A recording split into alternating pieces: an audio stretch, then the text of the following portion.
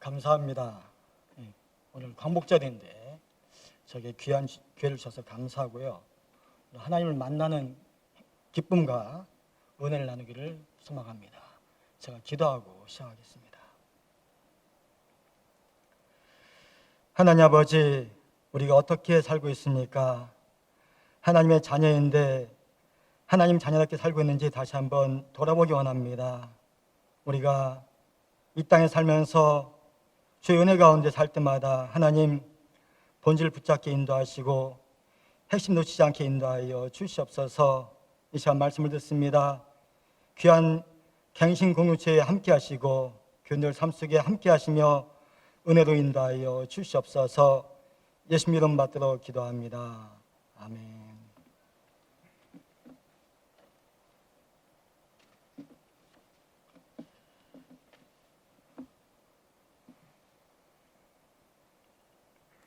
빅토르 이고가 레미제라블에서 레미제라블을 썼던 빅토르 이고가 그런 말을 했습니다.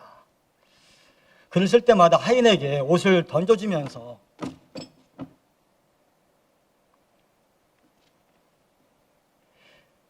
해가 진 다음에 나에게 옷을 갖고 오라고 이야기했습니다. 왜 그랬을까요? 내가 놀고 싶은 마음들, 자기만의 유혹을 차단하기 위해서 그렇게 했던 것입니다. 즉 글을 쓰는데 방해됐던 것을 다 제거했던 것이죠. 손자병법에 위주라는 말이 있습니다. 이 싸움법에서 퇴로가 없다는 생각 가지고 싸우라고 하는 것이 위지입니다. 즉 삶에서 전쟁에서나 마찬가지 우리가 어떤 퇴로가 차단될 때 죽기 살기로 싸울 수 있다고 이야기하고 있는 것입니다. 저는 제 책에서 그렇게 글을 썼거든요.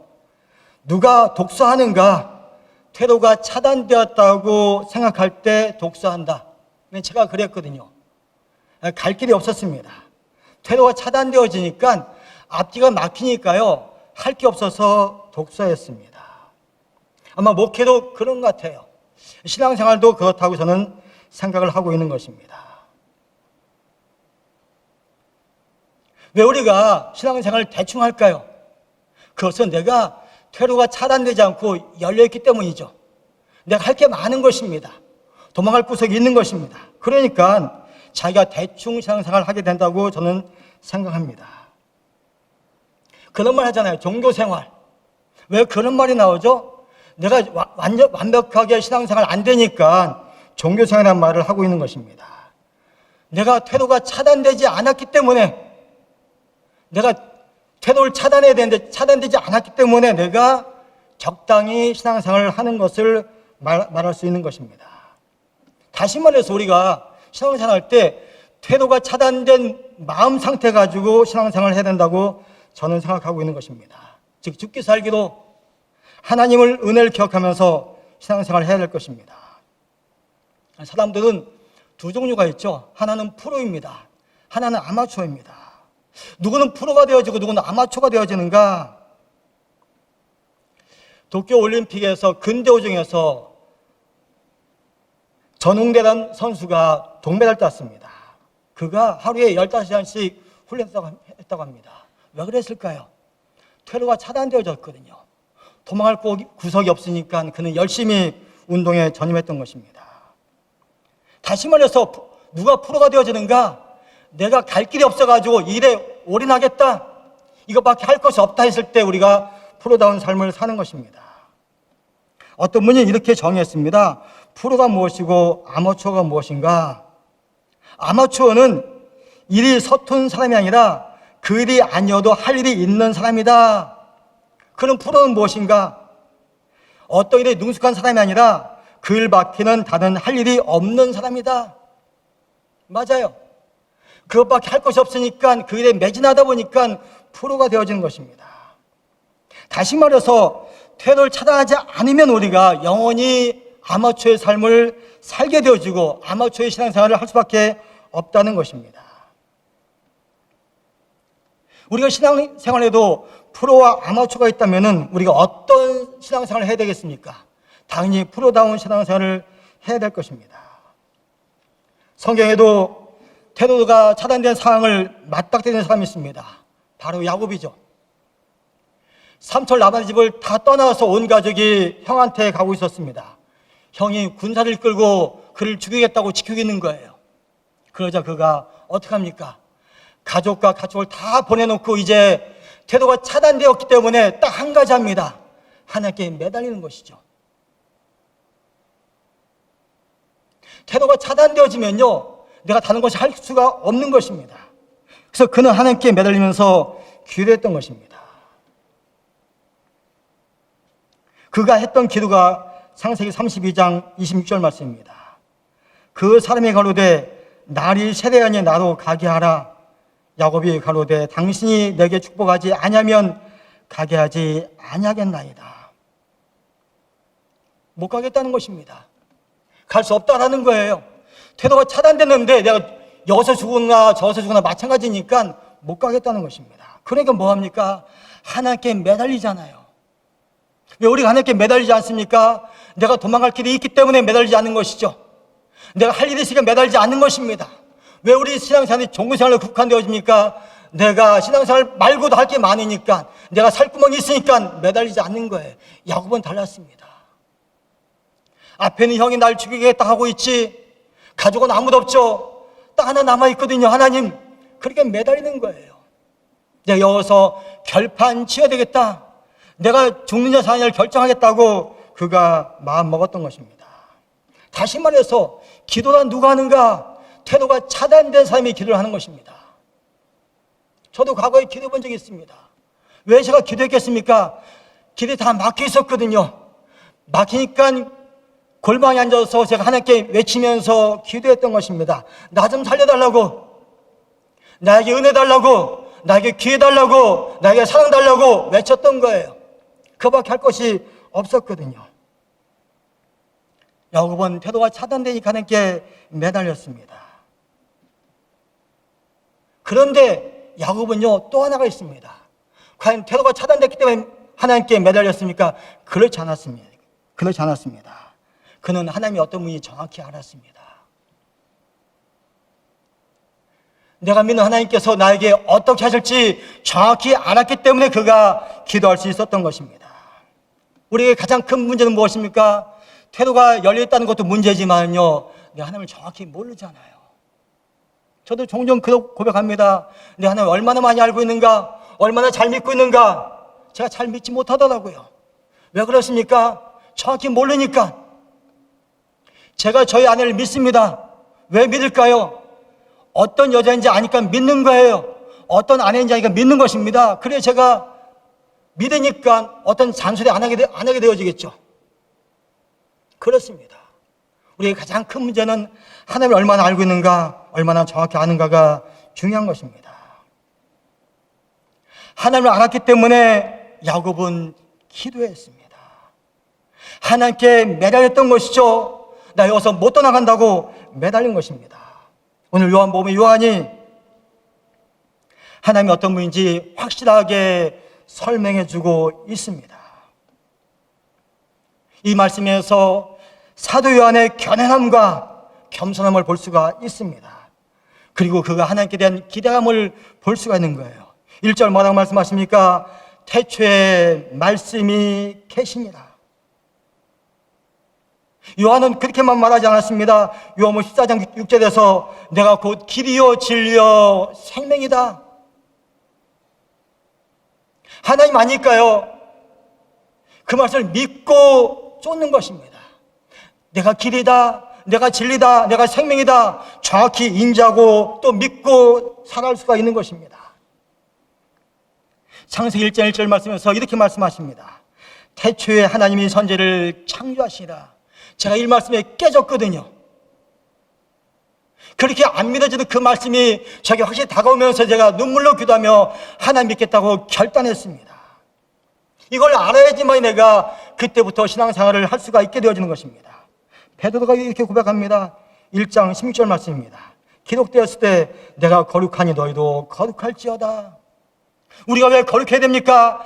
하나님의 거룩하심 때문에 우리가 거룩한 삶을 살아야 한다는 거예요. 조건 단서 붙이지 않습니다. 그냥 명령하잖아요. 살라는 것입니다.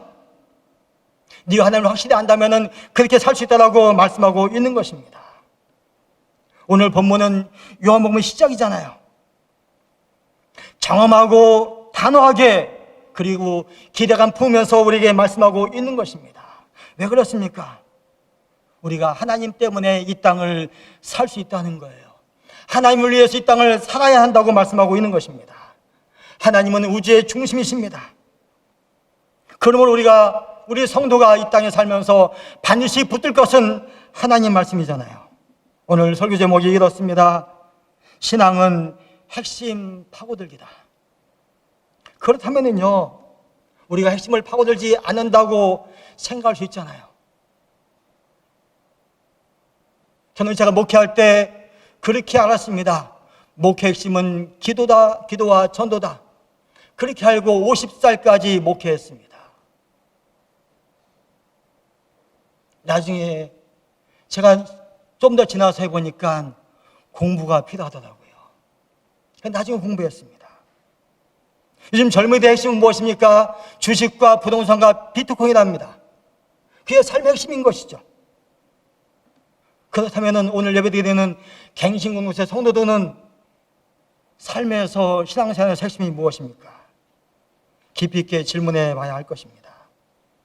오늘 사도 요한은 당당하게 말씀하십니다. 하나님의 말씀이다. 그거 붙들라는 거예요. 그래서 1절 말씀이 이렇게 말씀하십니다. 이 말씀이 하나님과 함께 하셨으니 이 말씀은 곧 하나님이시니라. 우리가 이 말씀을 파고 들어야 됩니다. 저도 신학했지만은 잘 몰라요. 그래서 파고들고 있습니다. 연구합니다. 묵상합니다. 생각합니다. 많이 되뇌는 것입니다. 모르니까 파고들어야 하잖아요. 파고들니까 조금 알겠더라고요. 오늘 말씀에서 우리 신앙생활의 핵심은 무엇이라고요? 말씀을 파고드는 것이 핵심이라고 말씀하고 있는 것입니다. 그런데 많은 사람들이 돈을 파고들더라고요. 명예를 파고들고요. 자기 인생의 조항을 파고들고 있다는 것입니다. 우리에게 구원의 선물을 주신 하나님께 그 행동이 정당한 것인가 한번 고민해 봐야 되는 것입니다. 나에게 구원을 주신 하나님께 내 지금 삶이 정당한가를 고민해 봐야 하는 것입니다. 우리가 왜 세상의 유혹에 넘어갑니까? 내가 하나님을 파고들지 않았기 때문에 세상의 유혹에 넘어가는 것입니다. 종종 이단을 만나게 되어지고요. 많은 교인들이 우상을 섬깁니다. 왜 우리가 우상을 섬기죠? 내 소속이 분명하지 않거든요. 내 소속이 어디입니까? 하나님의 자녀라면요, 우리가 우상을 멀리할 것입니다. 내 하나님의 백성이라면은 절대 이단과 함께하지 않을 것입니다. 그런데 우리가 왜 그렇게 이단과 함께하고 우상을 섬기게 되어집니까? 내가 소속이 분명하지 않거든요. 내 핵심을 파고들지 않았기 때문에 소속이 분명하지 않으니까 여전히 우리가 그런 유혹에 넘어가는 것입니다. 그렇습니다. 신앙은 다른 것이 아닙니다. 핵심을 파고드는 것입니다. 신앙의 핵심을 파고드는 사람과 파고들지 못하는 사람의 차이는 엄청 클 것입니다. 그 중에 한 명이 여호수아입니다. 여호수아서 24장 14절 말씀에 이런 말씀이 있습니다. 만일 여호와를 섬기는 것이 너에게 좋지 않게 보이거든 너희 수상들이 강 저쪽에서 섬기던 신들이든지 또는 너희가 거저는 땅에 있는 아무리 족속의 신들이든지 너희가 섬길 자를 오늘 택하라. 오직 나와 내 집은 여호와를 섬기겠다. 핵심을 파고들었던 여호수아는요, 그 당시 많은 사람들이 우상을 섬기려고 찾아갔는데 나는 포기하겠다는 것입니다. 나는 그렇게 하지 않겠다는 거예요. 나는 오직 나와 내 집은 여호와를 섬기겠다고 결단하고 있는 것입니다. 당시에 거저는 땅에 아무리 육속에 신들이 있었고요, 강 저쪽에 섬기던 신들도 있었던 것입니다. 그런데 핵심 파고들지 못했던 사람들은요, 그를 이미 섬기고 있었고요, 여호수아는 나는 싫다는 것입니다. 나는 거절하겠다는 것입니다. 저는 아들에게 종종 이렇게 말합니다. 내가 목사인 것을 제쳐놓고요, 너는 예수를 믿는 하나님의 백성이다. 너도 하나님 잘 섬게 된다. 그리고 내가 죽었을 때 네 자녀들이 하나님 잘 섬게 된다. 그 핵심 놓치지 마라. 제가 종종 이야기합니다. 이 갱신공채에 있는 여러분들 모두가 그 가정과 개인이요, 요서처럼 그런 고백이 있어야 되는 것입니다. 점점 하나님 믿기 어려운 시대 속에 빠져들고 있습니다. 코로나로 예배도 쉽지 않은 상황 속에 놓여 있습니다.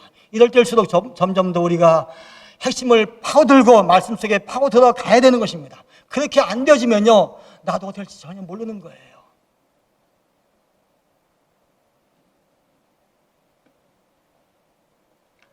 헛발질 많이 하잖아요.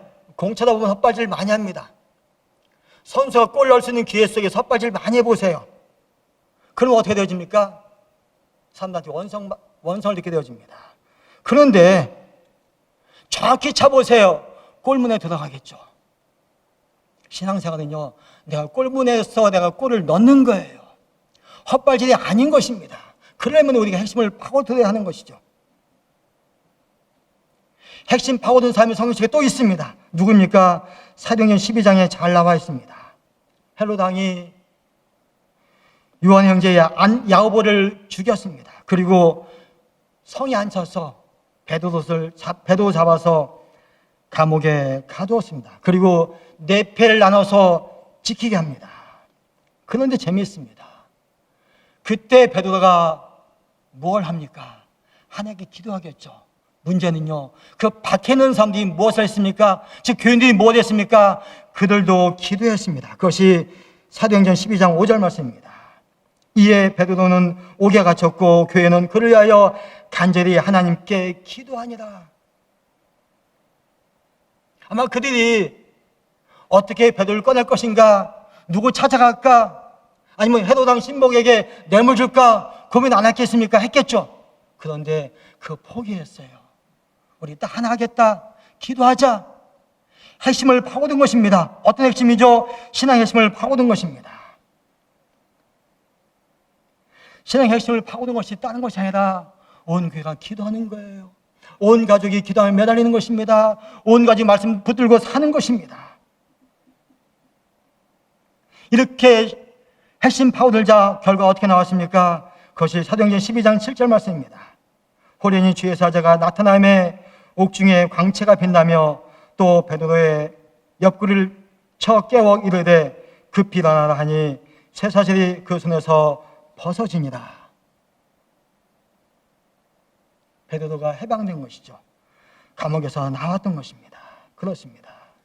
신앙생활은 핵심 파고들기입니다. 사도 바울이 핵심을 잘 파고든 사람이었잖아요.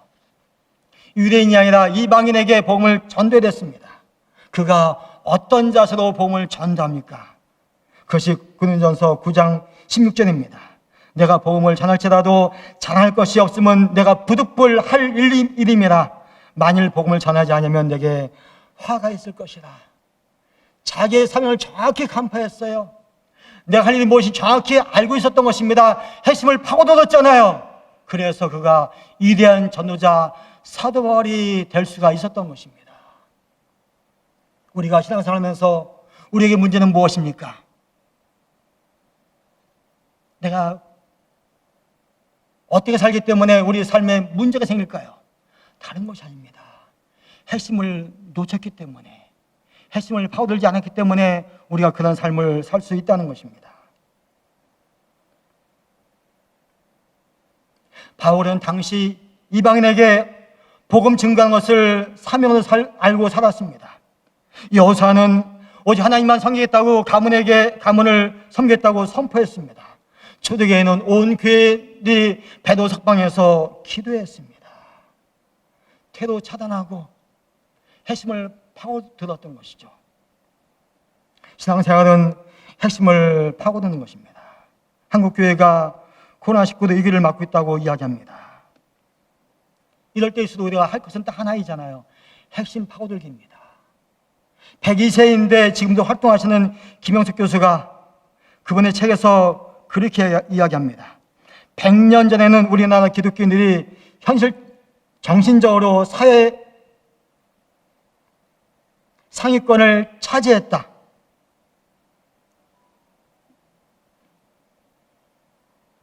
선각자 역할을 감당했고 모범을 보여주었다. 100년이 지난 지금은 중위권 정도도 떨어진 느낌이다. 앞으로 100년 뒤에는 어떨 것인가? 100년 전에는요, 저도 어릴 때 제 기억이 있습니다. 그냥 찬양하고 말씀 듣고 성경 읽고 전도하고 그것이 삶의 신앙생활의 핵심이었어요. 지금 그게 아니잖아요. 어떻게 생존할까? 어떻게 적당히 믿을까? 어떻게 한번 교회 안 나가볼까? 예배 적당히 드릴까? 그것이 우리 삶의 화두가 되어져 있잖아요.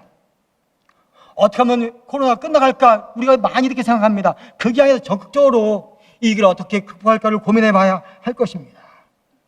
100년 전에는 한국 기독교가 정신적인 지주였습니다. 상위권 차지했다고 말합니다. 그런데 지금은 그렇지 않습니다. 왜 그렇습니까? 핵심을 놓쳐버렸거든요. 오늘 사도 요한이 말하는 그 말씀을 놓쳐버렸거든요. 그 예수님을 놓쳐버렸거든요. 하나님 놓쳐버렸잖아요. 하나님이 전부였습니다. 과거는 하나님만 가지고 살아왔습니다. 다 충분했어요. 지금은 그걸로 부족하다고 말하고 있는 것입니다. 지금 많은 기독교인들이 하나님을 악사처럼 여기는 것을 저는 종종 목도하고 있는 것입니다. 한국교회 힘들다고 말합니다. 그럴 때 우리가 더욱더 붙들 것은 하나님 말씀이잖아요. 하나님이잖아요. 베드로가 이게 초해했을 때 교인들이 뭐 했습니까? 기도했거든요. 우리도 기도해야 되잖아요. 오프라인 되면 온라인 가지고도 기도해야 할 것입니다. 핵심을 놓치면은요, 우리가 우왕좌왕합니다. 내가 뭐 할지 모르는 거예요. 교회가 핵심을 놓쳐버리면은 불안하잖아요. 싸우죠. 갈등이 심해집니다. 아무것도 아닌 거 가지고 서로 얼굴 붉히는 것입니다. 사도행전 교회가 핵심 파고들자 교회가 어떤 결과가 나타납니까? 그것이 사도행전 12장 24절 말씀입니다. 하나님의 말씀은 흥왕하여 더하더라. 하나님 말씀이 흥왕해서 더했다는 거예요. 점점 말씀이 부흥됐습니다. 교회가 부흥됐잖아요. 교회가 세상에 힘을 발휘했습니다. 복음의 유대성을 선포했습니다. 그것이 우리가 지금 이 상황 속에서 할 일이거든요. 내가 여전히 고민하고 걱정할 것이라 나는 핵심을 파고들겠다. 더욱 하나님께 가까이 가겠다. 하나님과 함께 내 인생을 바쳐보겠다라고 씨름하는 것입니다. 그 하나님 말씀을 파고들어야 하는 것입니다. 인간의 생명 문제, 구원 문제, 인간의 현재 문제, 미래 문제 뭐가 결정합니까? 하나님 말씀이 결정하잖아요. 그걸 안다면은 당연히 사도 요한처럼 이 말씀 붙들고 살라고, 이 말씀 붙들어야 된다고 말할 수밖에 없을 것입니다. 문제는 삶에서 핵심이 말씀이 아니라 다른 것으로 바뀌었다는 것입니다. 생명이 아니라 상품으로 바뀌었잖아요. 좋은 상품, 명품으로 바뀌어버렸습니다. 좋은 제도로 바뀌어버렸어요. 그 위대한 말씀이 어느새 가치를 잃어버리고 내가 눈에 보이기에 좋은 상품이 맛있는 것이 우리는 눈에 들어오고 있는 것입니다.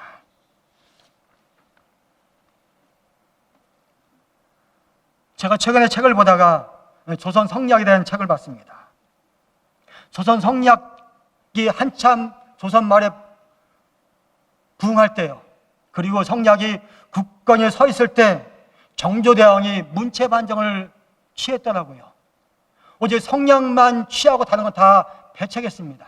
그때 세계 정세가 어떠했습니까? 세계 정세가 대항해 시대였습니다.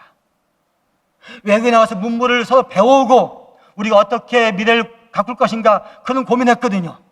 그런데 우리는 그게 아니라 세국 정책을 폈습니다.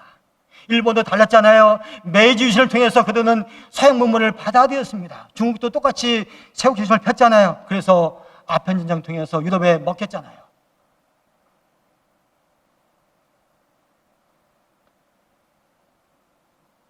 문제가 무엇이죠? 핵심을 놓쳐버리니까 우리가 어떻게 살 것인지 그 답을 잃어버리는 것입니다. 결국 조선이 망하잖아요. 한국교회가 힘들다고, 교회가 어렵다고 이야기합니다. 왜 그럴까요? 우리 신앙생활 속에서 얼마나 말씀을 더욱더 붙들고 있는가 한번 고민해 봐야 할 것입니다. 얼마나 하나님과 함께하기를 기대하는가를 한번 고민해 봐야 하는 것입니다. 말씀 안에 생명이 들어있잖아요. 거기에 구원이 있습니다. 은혜가 있습니다. 능력이 있습니다. 우리 삶에 힘이 되는 말씀이 있는 것입니다. 제가 좋아하는 말씀이 그겁니다. 여호와여, 내가 주를 사랑하나이다. 저는 그 말씀만 제가 입속에서 읊으면은요, 힘이 납니다. 왜? 하나님만이 저에게 힘을 주셨거든요. 세상에 다 멀리였어도 하나님만은 늘 저와 함께 했고 가까이 해주셨던 것입니다. 그래서 우리가 이 땅에 살면서 말씀 없으면 안 되잖아요. 생명 없으면 안 됩니다. 생명 없어 보세요. 죽음뿐인 것입니다. 이 생명이 근원이 어디에 있습니까? 하나님 말씀인 것입니다. 문제는요, 우리가 핵심이 뭔지 아는 데는 뭐 어떻게 되는가, 이게 또 중요하잖아요. 어떻게 할 것인가 자세히 들여다봐야 합니다. 아주 자세하게 들여다봐야 하는 것입니다. 자세히 들여다보지 않으면요, 우리가 대충 보게 되어지고 그 맛을 잃어버리는 거예요. 맛을 모르잖아요. 제가 과거에 개척할 때 제 개척의 동기는 단순했습니다. 배도서를 묵상했습니다. 하루에 1시간씩, 1시간 반씩, 2시간씩 묵상했습니다. 묵상은 하나님께서 말씀하시는 거예요. 개척해라. 그래서 개척했던 거예요. 단순했습니다. 하나님 말씀을 파고들어 들었는데 그리고 자세히 봤더니요, 저희가 그런 은혜가 주어서 그냥 거기에 순종했습니다. 말씀은 적당히 보는 것이 아닙니다. 자세히 들여다봐야 하는 것입니다. 이 말씀을 자세히 들여다봐야 하는데 1절 뭐라 합니까? 태초에 말씀이 계시니라. 이 말씀이 하나님과 함께 계셨으니 이 말씀은 곧 하나님이시니라. 이걸 자세히 들여다봐야 됩니다. 그래, 여기서 하나님 만나는 거예요. 제가 창세기 1장을 계속 깨졌던 것은 제가 맨날 성경 펼 때마다 거기부터 폈거든요. 오늘도 성경 읽어야지. 거기부터 펴다가 어느 날 자세히 보면서 깨져버렸어요. 적당히 볼 때는 그것이 나에게 안 다가왔는데 전혀 나와 관련 없었는데 내가 자세히 봤더니 그것이 나와 관계 있으니까 거기서 깨져버린 거예요. 우리 이 말씀이 여기서 깨져야 됩니다. 그냥 성경 읽지 마시고요, 자세히 관찰하면서 면밀히 주도면밀하게 들여다보면서 내가 묵상하면서 여기서 깨져야 되는 것입니다. 나태주 시인이 그런 글 있잖아요. 자세히 보아야 예쁘다. 꽃도 자세히 볼 때 예쁩니다. 이 풀꽃도요, 자세히 볼 때 예쁘다는 것입니다. 아니, 풀꽃이 뭐가 예쁩니까? 그냥 그렇죠. 그런데 그것도 자세히 보면 예쁘다는 거예요. 우리가 왜 핵심을 놓쳐버립니까? 자세히 안 보거든요. 대충 보거든요. 적당히 보거든요. 시간 때우거든요. 그게 아니라 내 인생을 걸 만큼의 그런 결단 속에서 거기에 파고들 때 하나님을 만나는 경험이 있는 것입니다. 불꽃도 자세히 보니까 불꽃의 의미를 알겠다고 하시는데 우리가 하나님을 자세히 봐보세요. 안 만나주겠습니까? 당연히 만나줄 것입니다.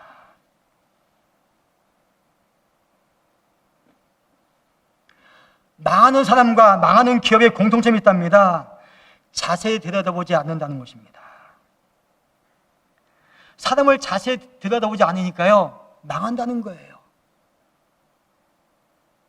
저도 글을 쓸 때마다 오타가 자주 나오거든요. 다른 게 아닙니다. 자세히 안 보니까 오타가 나오는 것입니다.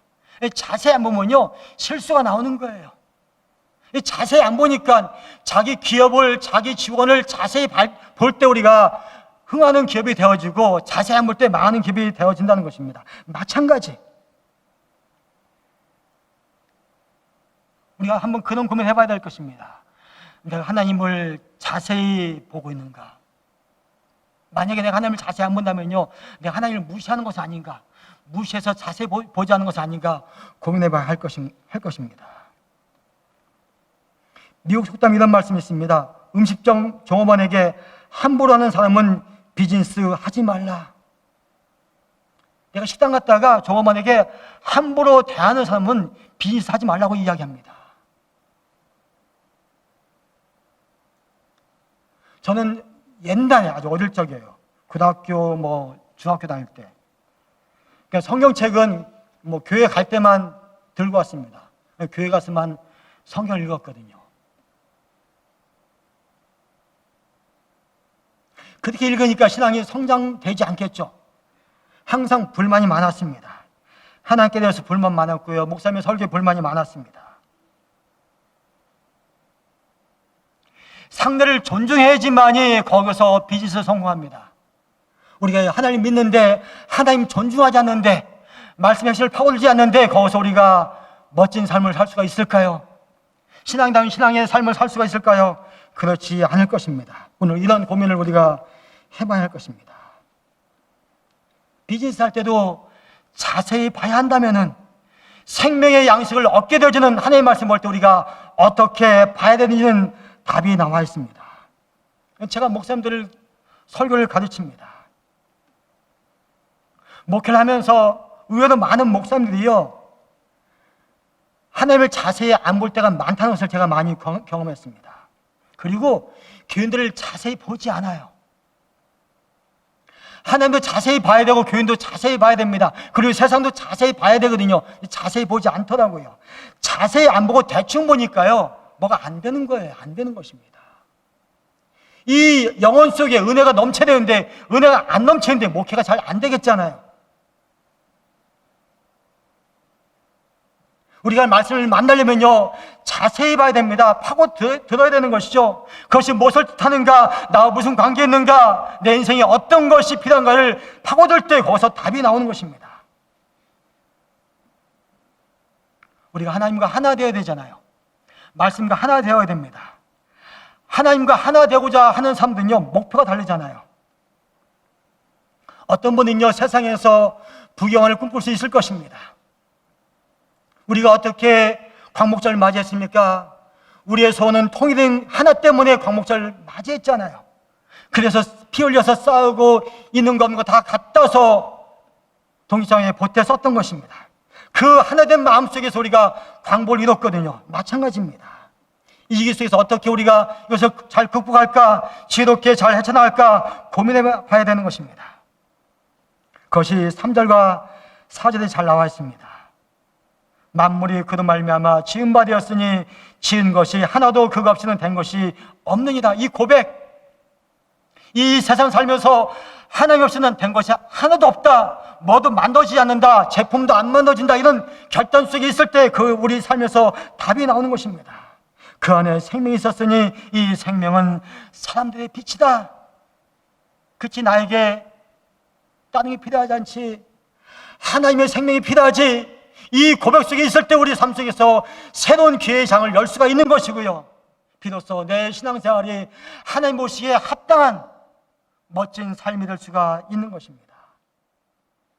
오늘 분명히 말씀하십니다. 3대 빛이라고 말씀하고 있잖아요.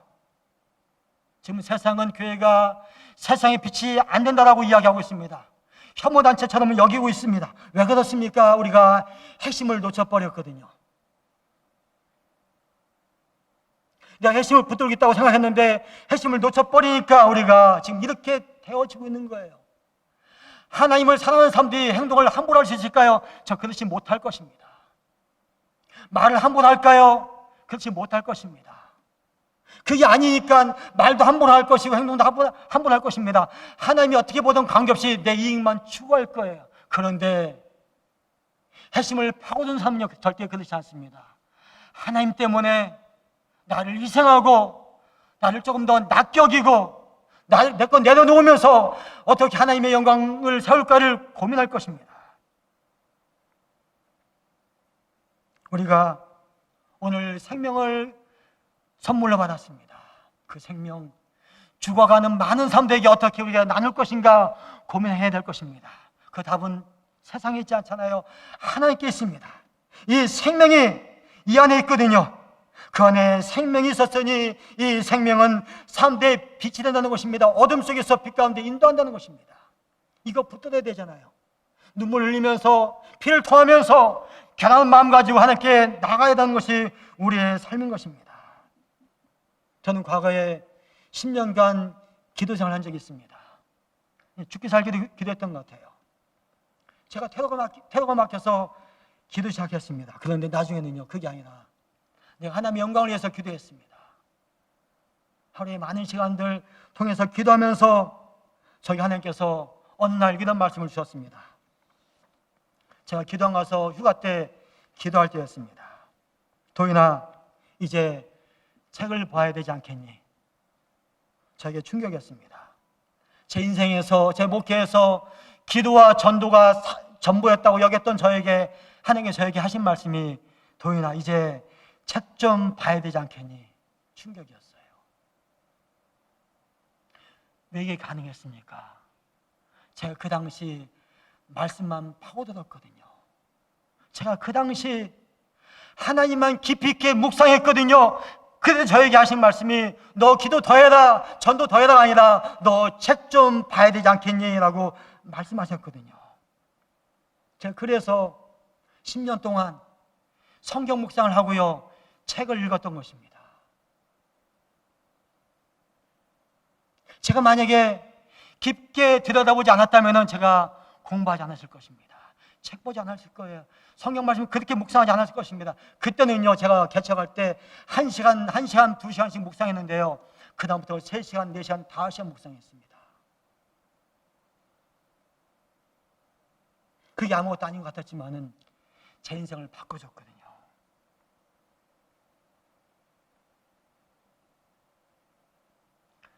제가 이미 올해 책을 4권 출간했습니다. 기독교 목사로서 1년에 8권 출간 목표도 올해 보내고 있거든요. 이게 왜 가능했겠습니까? 제가 핵심을 파고들었고요, 하나님을 자세히 들여다봤거든요. 제가 절망 속에 있을 때 하나님께서 하신 말씀을 잊지 못하는 것입니다. 제가 공부할 때 하나님께서 저에게 그렇게 말씀하셨어요.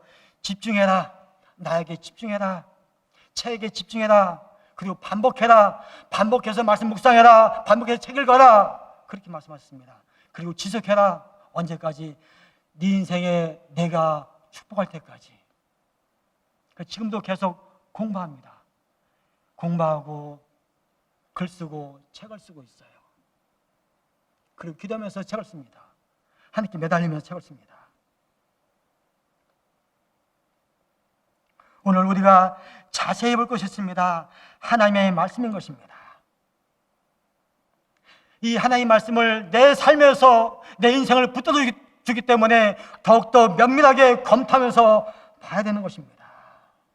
그리고 나중에 하나님께서 저희가 그런 말씀하셨습니다. 내가 너를 사랑한다.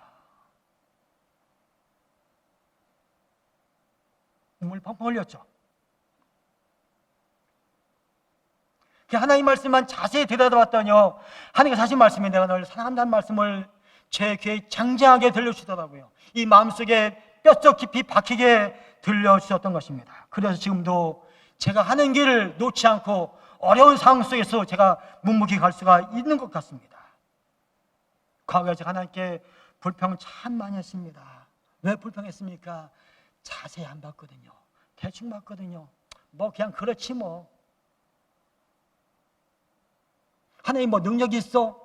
나 사랑한 것 같지도 않아. 이런 고백을 참 많이 했거든요. 자세히 봤더니 그게 아니었습니다. 엄청 사랑하시더라고요. 그 십자가가 그냥 말로만 되뇌었던 십자가가 내 가슴을 후벼 팠습니다. 그리고 통곡했잖아요. 신앙은 다른 것이 아닌 것입니다. 핵심 파고드는 거예요. 내가 정한 핵심이 아니라 하나님께서 정해주신 핵심을 파고드는 것입니다. 오늘 사도행이 말했던 것처럼 이 말씀을 파고드는 거예요. 이 생명을 파고드는 것이고, 빛을 파고드는 것이고, 하나님의 능력을 파고드는 것이고, 그 은혜를 파고드는 것입니다. 언제까지? 답이 나올 때까지, 내가 만날 때까지, 나에게 말씀하실 때까지 파고드는 거예요. 오늘 집에 가서 가만히 앉아서 하나님의 말씀을 자세히 파고들기를 소망합니다. 그럼 하나님께서 그렇게 말씀하실 것입니다. 왜? 제가 이 준비할 때 그렇게 말씀해 주셨거든요. 너 안에 내 생명이 있다. 그걸 또 울었어요. 눈물 나오잖아요. 제가 지금도 잘 참고 있는데. 그럴 때 하나님께 찬양하고 감사하십시오. 그리고 내가 하나님 믿는 것을 자부심 있게 선포하면서 하나님에게 영광 돌리십시오. 그럼 하나님께 나를 보고 그렇게 말씀하셨습니다. 빙글 웃으셨어요. 제 느낌이죠, 제 느낌. 그런 축복이 여러분에게 있기를 소망합니다. 기도하시겠습니다. 하나님 아버지 감사합니다. 신앙생활하면서 핵심 놓치지 않고 파울에게 인도하시고 또 자세히 보게 인도하셔서 그 말씀이 나와 아주 유관한 말씀, 생명의 말씀, 빛된 말씀 되어지게 인도하여 주시옵소서. 갱신공동체가 주님 안에서 믿음 가지고 살아갑니다. 하나님 은혜 주셔서 그 안에서 하나님 만난 감격 속에서 하나님 사랑한다고 고백하며 살아가게 역사하여 주시옵소서. 예수 이름 받들어 기도합니다. 아멘.